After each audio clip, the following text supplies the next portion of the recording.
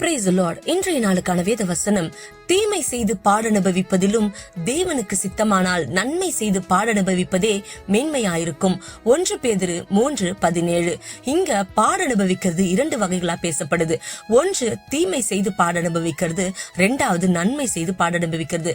ஒருத்தன் அரசாங்கத்துக்கு விரோதமாகவோ அல்லது பல பிரச்சனைகளை அகப்பட்டு தன்னுடைய சுய புத்தியில அநேக தவறான காரியங்களை ஈடுபட்டு அதனால ஒரு தண்டனை கிடைக்குதுன்னா அவன் தீமை செஞ்சுட்டான், அதனால அவனுக்கு பனிஷ்மெண்ட் கிடைச்சிருச்சு. ஆனா நிறைய பேரு உண்மையா இருப்பாங்க, நேர்மையா இருப்பாங்க, கர்த்தருக்கு பயந்தவங்களா இருப்பாங்க. ஆனாலும் அவங்களுக்கு ஒரு பனிஷ்மெண்ட் கிடைக்குதுன்னா அது எவ்வளவு பெரிய பாக்கியம். ஏன் தெரியுமா? ஏன்னா அவங்க நன்மை செய்துதான் பாட அனுபவிச்சிருக்காங்க. துன்பங்கள் எப்போதும் தானா வர்றதில்ல.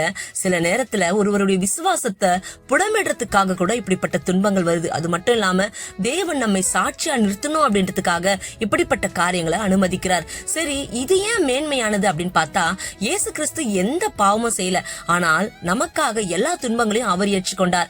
நாம் நன்மை செய்து துன்பப்படும் போது அவருடைய சாயலுக்கு ஒப்பாக மாறுறோம். அது மட்டும் இல்லங்க, தவறு செய்து தண்டனை பெறும்போது உள்ளத்துல ஒரு குற்ற உணர்ச்சி வந்துரும். ஆனா நன்மை செய்து நம்ம அதனால பாட அனுபவிக்கிறோம் அப்படின்னா, நான் கரெக்டா தானே இருக்கேன் அப்படின்னு நம்ம முடிவு பண்ணிக்கலாம். வசனம் சொல்லுது, நீதி நிமித்தம் துன்பப்படுகிறவர்கள் பாக்கியவான்கள் என்று சொல்லி. அப்போ நீங்க நீதி நிமித்தம் துன்பப்படுறீங்களா? நிச்சயமா நீங்க பாக்கியவான்கள் தான். கர்த்தர் தாமே உங்களை ஆசீர்வதிப்பாராக. ஆமீன்.